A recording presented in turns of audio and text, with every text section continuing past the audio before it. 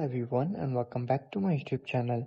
So guys, today in this video I will tell you how to fix vibration not working issue on iPhone after updating to the latest version of iOS 17.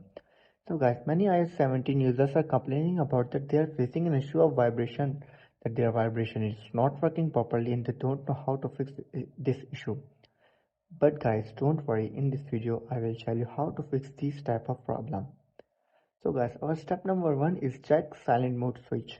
Ensure that your iPhone is not in silent mode. The silent mode switch is located on the left side of the device. If the switch shows an orange indicator, the iPhone is in silent mode. Flip the switch to the other position to turn it off. After this, then you have to do is adjust the vibration settings. You have to go to your settings, then go to sound and haptics,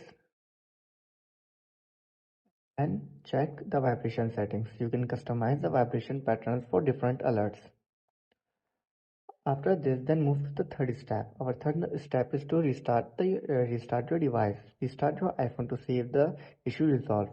Power off the device by going to your settings, tap on General, scroll down and then tap on Shutdown. Shut down your iPhone and then restart it after 15 to 20 seconds later.